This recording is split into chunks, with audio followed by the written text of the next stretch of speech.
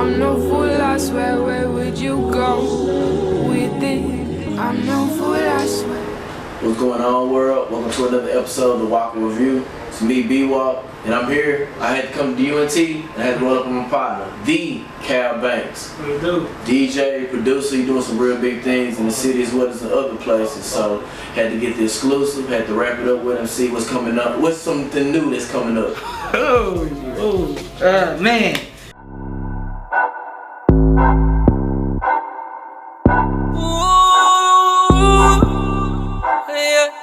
I feel like Monte, bitch, I feel like Monte. Ooh. Yeah, I need my bus up. Appreciate you sitting there on The Walker Review, bro. For sure. Finna get into it. For one, I know you was KD from high school days, bro. Yeah. But you go under Kal Banx. Yeah. Where did the name actually come from? Well, my real government name is Kalon. So it's spelled K-A-L-O-N. So that's where the Kal comes from. I dropped the O-N. And then Banks came from, I used to, back in the day, I used to go by, my rap name was Young Law. He used to play Tekken a lot. Yeah. So, you know what I'm saying, Law is a character on Tekken, so I took that. But I felt like I didn't like that name no more, so I wanted to go with something that's a little bit more marketable. So I was watching The Fresh Prince of Bel-Air one time, and there was an episode of like how they family. It's just something about like family. Really, it was a real family-oriented episode. Right. And I was like, dang man, I wish my family was like that. And I was like, oh, you know. And out of everything, I would never thought. Yeah. So I was like, dang, I want my family to be like the Banks. So like I changed my name to Banks, but put an X on it, just so you be a little more marketable. Understood. But I know you from, like you said, making music, you were rapping back in the high school days, but as well, you're now more so into producing side. Like, how did you actually find yourself getting into the producing side? Well, I've been making beats for a while, like since like 2001. I started off on Acid Pro, putting loops together and, you know, doing stuff like that. And then my big brother came home from college one time, or a particular year, and he told me that he got me a software called Fruity Loops. Okay. Because he caught me making beats and stuff in my daddy room, and he was like, you know, I'm gonna get you the real thing. So he got me that for Christmas one year, and it's been a rap ever since. So that was probably like 2003, and that was like Fruity Loops, maybe 5 or 4, and I've been expanded it. Expanded it since then. You know? I got you. Yeah. When you actually in the lab, as far as in your production mindset, like how much time you really sit and you like really engulfed into what you're doing? As far as sitting and engulfing, like it really don't take me, like my really good beats, those don't take me long at all to make. Those are usually the shortest ones because the inspiration is at its peak, you know what I'm saying? But if I'm like assigned to be like, yo, like somebody hit me like, yo, we need this type of beat for this person, or this type of beat for this type of person, those usually take a little longer. But it could be from anywhere from like 30 minutes to like 5-6 hours. You know what I'm saying? Yeah. It just depends on the vibe. Understand, it's quality. Quality takes time. Yeah. So, as far as your passion with music, I know as far as being a producer, you have to really be passionate about music because you're seeing things from different angles, different lights. How would you kind of rate your passion for music in general? Passion, man. I put it to you like this. I've been chasing this dream since I was a kid. I've been, since I was like 9, 10 years old, there's nothing been on my mind but music. Right. I started playing drums when I was 6, you know what I'm saying? So that's passion, you know what I'm saying? Like I'm still going at it. I'm not where I want to be, and I'm still, you know what I'm saying, going at it like it's my first day ever doing this. Right. You know what I'm saying? So I'm hungry for it. You gotta be in this type of industry. So I would say my passion is off the charts for this. That's understood, bro. You gotta be as far as you wanna reap the blessings of actually what you're doing. Yeah, it's past passion. It's love. You know what I'm saying? Most definitely. I understand that completely, man. At what moment in your life did you actually feel like I can have some success as far as being a producer? Let me see. I mean, as far as a producer, I can't necessarily say as far as a producer, but like in the music industry, just watching 106 in Park and hearing their stories. Yeah. You know what I'm saying? Niggas just like me. Right. You know what I'm saying? And I look at them as I'm like them, they like me. Only difference is between us and them is that they're at the point where I want to be. You know what I'm saying? So only thing is just time to tell. You know what I'm saying? So, you know, I can't really say like that was. I mean, you know, I can't really say a particular time where I was like, oh, this is. I know I'll be able to be successful at this, but I just always knew it because I watched other people. So, you know, that could answer your question.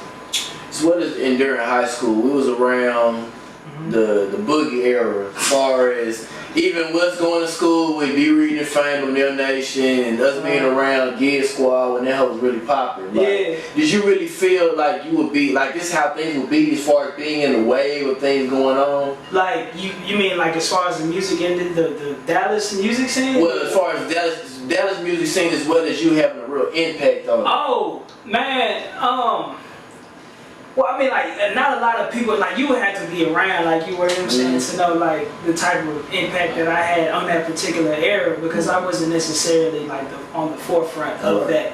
But, you know what I'm saying, like, I knew, once I heard, you know, how Fame and B. Reed and KBZO, Run, and all them was getting down, like, I knew this was, like, a beginning of an era, you know what I'm saying, and I wanted to be a part of that by any means. True. So I did what I had to do to be a part of that. And I'm blessed to say, like, yo, I did some things that not a lot of people know, but like us amongst, you know what I'm saying, amongst the group, they know like, oh, KB was the reason why this happened. KB did this, KB did that. So I mean, like, you know, I already knew it was gonna be big. I just wish that we were more business minded and we knew, you know, more things about the industry than we did at that time, because we was just some young niggas that just like doing what we doing, you know what I'm saying? And Fame came to me, it was like, man, I don't like this about this particular situation, so let's do this. And we made your favorite songs, you know what I'm saying? As far as being a producer, what would you say is kind of one of the hardest part of being a producer in this era nowadays? Just being tenacious, bro. Like, cause there's no telling when you gonna get that shot. You know what I'm saying? Like, you could be doing this shit forever, but like you just gotta be at the right time, right place, right time. You know what I'm saying? So I think that's the hardest thing about doing it, about, you know, being a producer, is just not giving up. Right. You know what I'm saying? That's just the music industry or entertainment industry, period. You know what I'm saying? Like, you know, cause just to be completely honest, I've got some of my biggest opportunities by simply knowing somebody. Right. And now I didn't have to play a beat, not nothing. You know what I'm saying? Like, I just knew somebody, and you know, but that came from not giving up, cause you know, I had some times where, you know, like, damn, you know, this shit ain't gonna ever break through. But then I was patient, waited it out, and then the next day I went from here to here. Right. You know what I'm saying? So, you know, shit, y'all see what's going on. But for the people who don't know, who are some of the people that you actually worked with and made music for, and as well as with? I know the list is long. I know you've been doing a lot of work. Yeah, I mean, you know, I can't say any, like, you know, projects that I've been recently working on camera, you know what I'm saying? But like, I can say, you know, just from, you know, the guy who really like put me on this level was a guy named Chaz French. And I did a record with him, and you know, I went from just making beats in my room, you know what I'm saying, to being on XXL, Complex, Fader, all type of shit just from him, you know what I'm saying? And you know, shout out to Chaz, shout out to my boy Super Miles, because Super Miles introduced me to him. And all about the connect. B. Anderson introduced me to Super Miles, you know what I'm saying? So it's all about the connect. If you always know somebody that can lead you to somebody that can also put you on as well as help you flourish in what you're trying to do. For sure, bro. It's all about who you know, bro. Like straight up, man. But you know, I could say, you know, Chaz French, Phil Day, Maya, Raheem Devon. I've done some work for, of course, Young Nation, some made newer stuff. if you know about the Jugg Brothers, I did some, you know, they're my brothers. I can't even count them as a credit, you know what I'm saying? They've been around for yeah. But shit, I'm missing some other people. I've done some stuff for Lil Ronnie, but some of the other names I really want to say, I just can't say it. You gotta wait for the music to drop. So whenever it drop, y'all understand he was on TheWalkerReview and he was talking to you, but just couldn't say it. All I can say is September. Hey, September. But speaking of Jugg Brothers, I know as far as relationships in this industry, I know you gotta pride yourself on having good relationships with people, good rapport. And I know how do you take things as far as having good relationships with your brothers and people that you come along with, like maintaining a relationship and growing together, not kind of growing apart? Bro, that's everything, bro. Cause it's hard to find like people who are really like, you know, down for you just to be down for you as a person, as a human being. I feel like relationships are more valuable to me than any dollar. You know what I'm saying? Any car, anything. You know what I'm saying? I would value a relationship over everything. So you know what I'm saying? That's very important to me. I can only speak for myself, you know what I'm saying? And just to speak on AB and Rick, like, you know, me and AB go back to we about 10 years old. You know what I'm saying? Me and him really came up. AB would spend every summer at my house. My mama with his mama with my mama type of relationship. You know what I'm saying? And, you know, that nigga ate up every chicken strip and chip in the fucking house. You know what I'm saying? Hey. But that was my brother, you know what I'm saying? I ain't crazy, you know what I'm saying? Like, T-Woo, that's my brother, you know what I'm saying? Like, all of us, we stick together, because, I mean, that's what it's about. So, you know, if he got something, you know what I'm saying, I got it. If I got something, they got it, you know what I'm saying? Real life brotherhood, real life brotherhood. Relationship. And not just no relationship, you just gotta look out for yourself. I don't care how many times, you know what I'm saying, nigga get on my ass about some shit, you know what I'm saying, like, you know, that's what brothers do. True. Me and AB done fought a few times. That's what brothers do, you know what I'm saying? Same time, bro, you fight, you brush it off, y'all go play 2K, and it's all yeah, it's all good. Understood, bro. But I'm now just looking at social media and following your walk. I know you've been to the Grammys, been to a couple other events, and I know you brush shoulders with some of the best that are out there as far as in the music industry. What's some advice that you've taken from somebody who's up there that you really translated into your everyday hustle as far as getting work done, getting things done, and keeping it moving and like kind of progressing in this industry? Well, as far as progression, like, you know, I ran into one of my favorite producers. I used to go to school with him too. His name's Key Wayne. And Key Wayne produced for, you know, Drake, Beyonce. Those I can just say them two names, you know what I'm saying? And he told me, you know what I'm saying, like, you know, just don't give up. Basically, the same thing I said earlier, man. It's like, you know, you on the right path. I ran into him for a reason, you know what I'm saying? Just don't give up. Just keep going. And, you know, but my mentor, his name is Nico Bolas. Nico Bolas is, he's an engineer at Capitol Records. And he's engineered for, he helped on the Thriller album. So that's all I'm saying, you know what I'm saying? So cool guy, you know what I'm saying, Greek dude. And he told me, I saw him one day and we were talking, he was like, yo, I want to take you to the big studio, because he was engineering a 90-piece orchestra. And it was for a Disney movie. And he was like, yo, I want to introduce you to some people. And I can tell you who he introduced me to. He introduced me to Richie Sambora. And if you don't know who Richie Sambora is, he's one of the lead guitar players and singers from Bon Jovi. And he's like, yo, just remember, he wake up in the morning and shit like you. You know what I'm saying? He ain't no different than you are. So that's one thing I was like, oh, you know, that's kill some of the butterflies. I'm like, I can just talk to these people like it's just a regular, you know what I'm saying, person, because it's like what we are at the end of the day. I understand. You know what I'm saying? And I know a couple of months ago, I know it's not really a rant, but you really kind of giving a testimony as far as Bankroll Fresh about how much he kind of soaked into your life just for the time you knew him. Like, what's some things that you've taken from that situation that you've also implemented into your walk as far as making sure everything goes right as far as the surroundings of everything?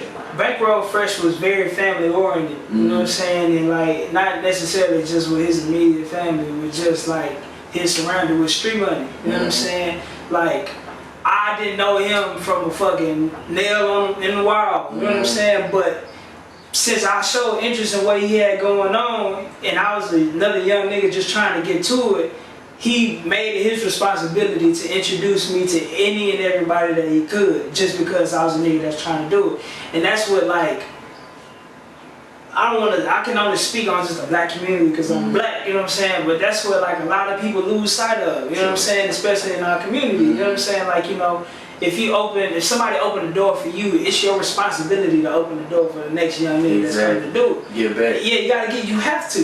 That's how you keep the blessings going. You know what I'm saying? Like, what's good at stopping a blessing right where you are? That ain't, you know what I'm saying? You ain't better than nothing. Nobody. Because, hell, you know, who knows what that person that you bless can do for you? Exactly. You know what I'm saying? So, but that's what I took from him. Because, I mean, like, I can only speak for myself, but I saw how he treated other people, you know what I'm saying? And he would, like, open the doors for whoever was around him, you know what I'm saying? He put all these people on, and, like, you know, it's rare to find people like that, you know what I'm saying? So, you know, that's why it hit home, because I'm like, damn, like, this nigga really introduced me to some people that I utilize those relationships to this day, you know what I'm saying? And you know, it's crazy, you know what I'm saying? I could go to some random person in Atlanta, and just off the strip of me knowing back road, they'll be like, oh, what's up? You know what I'm saying? Like, yeah, I remember you back road type shit, you know what I'm saying? So,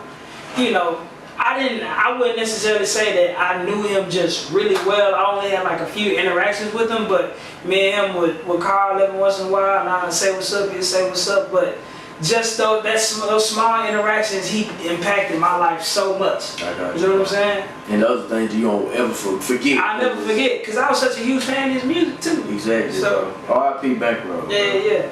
But this is the last question I got for you. I know tomorrow, graduation is that time. Yeah. What can we expect from Kal Banx in the near future? I know some things you can't drop out as far as big names at the same time. What can we expect from Kal Banx? Man, just shining, bro. Just doing what God told me to do. Understood. I'm here to be an inspiration and lead people to Him. Okay. That's all it is at the end of the day. And I just feel like this music thing is just something that, you know, a tool that He gave me to, you know, lead more people to Him. You know what I'm saying? So that's what it is at the end of the day. That's how you're gonna expect me, just shining. Understood. You know what I'm saying? So, it's always good to see a person with that type of mentality and that heart. But wanting to spread the gospel as well as the Lord. Bro, you know what I'm saying? It ain't like the gospel, for sure. That's definitely at the top of the list. But like the main thing is love, bro. Exactly. You gotta spread that love, bro. If niggas just get that simple concept of just spread love, bro, the world, we wouldn't have some of the problems that we have. That is the truth, you know what I'm saying? It's a lot of hate out there now. It's a lot of hate, bro. It's a lot of hate, bro. But if people would grasp that simple concept of just open the door for somebody else, bro, it would take away a lot of hardships that we go through. Most definitely, that's a fact, bro. And I completely agree with you. For sure. Once again, I appreciate you sitting down with me on the TheWalkerReview, bro. I appreciate you showing me love in your spot. Always, bro. Always. Hey, I appreciate y'all showing me love as well. Continue to like the videos, comment on the videos. Y'all stay tuned to what we have going on, and I'm going to see y'all when I see y'all.